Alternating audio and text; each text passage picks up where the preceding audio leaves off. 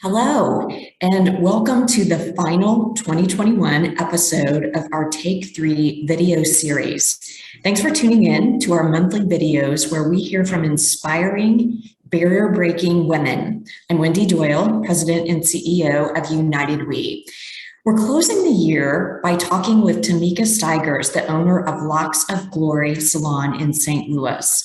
This well-known spa offers a wide range of services with a specialization in locks styles. Tameka is joining us today from the salon.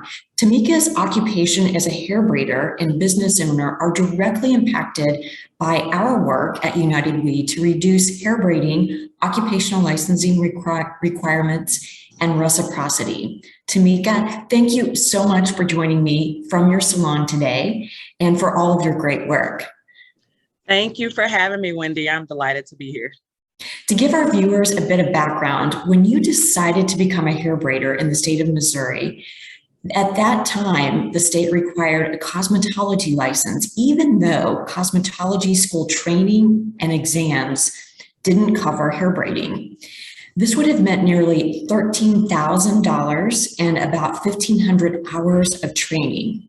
Where did you look for assistance and guidance in your community and beyond when this was still a challenge?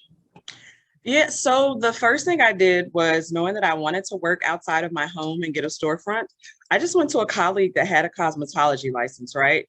And that was the road that I was going down until I was approached by two awesome guys from the Institute for Justice. And they were looking to come into Missouri and stir up some trouble. Which I like to be part of trouble when it's good.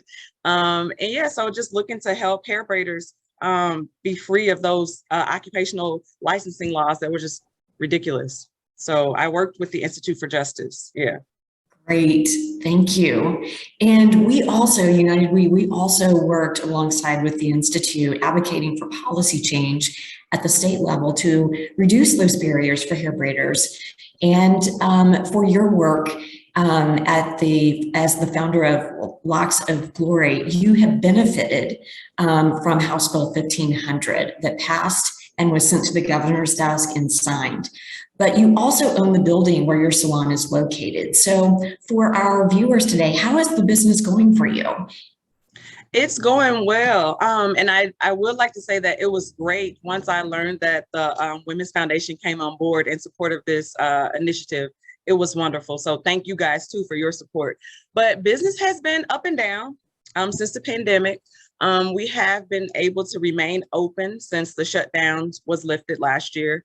But due to some of the funds from the SBA and private companies with grants, we've been able to remain steady. We are looking for more assistance as wages are through the roof. It's hard for us to hire because people are demanding wages, and that is going up across the board. So that's where we are now. We are very lucky to own the building. So that gives me a sense of peace and ease. I don't have to worry about someone raising up the rates and things like that. I'm actually in the process of refinancing so that we can lock in a good rate for a few more years. So Tameka, your dedication to your dream is so inspiring. So for the viewers today, what advice do you have for other women who may be considering career goals that could be hindered by current regulation? So what advice would you give to them? Yeah, it's really cool with the building. So I have quite a few ladies that work here at the salon, and that really was the ultimate reason to get the building. Because honestly, I was doing okay working by myself. I could have continued working by myself, but that's not who I am. And I learned that over the 40 years that I've been alive, that my joy, a lot of my energy comes from being in contact with people and seeing growth of people around me. So the women that work here are able to care for their families just from working here full time. And that just, it's overwhelming for me to think about that.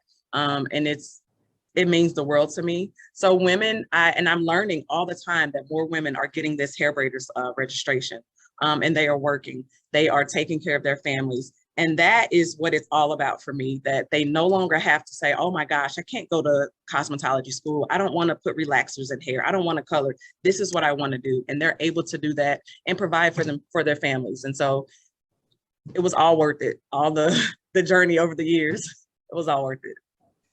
And one final question, your daughter joined you and attended our annual event a few years ago. So how is she doing? She is amazing. This is her freshman year, and I'm so grateful she was able to go back to school. She's in a gifted high school here in the city of St. Louis. So as part of St. Louis Public Schools, is actually #1 in our state, Metro. She's doing well. I just dropped her off at school this morning. She's in all types of clubs. She loves fashion, and she is like the epitome of a feminist as a freshman. Yes, yes. Yeah, so she's doing well. Great. Thank you for sharing that. And Tameka, for joining us today, for embodying what it means to be a driven, empowered woman business owner who advocates for change, and for being an inspiring role model for your daughter. We wish you nothing but continued success in your business. And thanks to everyone for tuning into our latest Take 3 video segment. We hope you've enjoyed these videos throughout the year, and we hope you continue to enjoy your day. Thank you.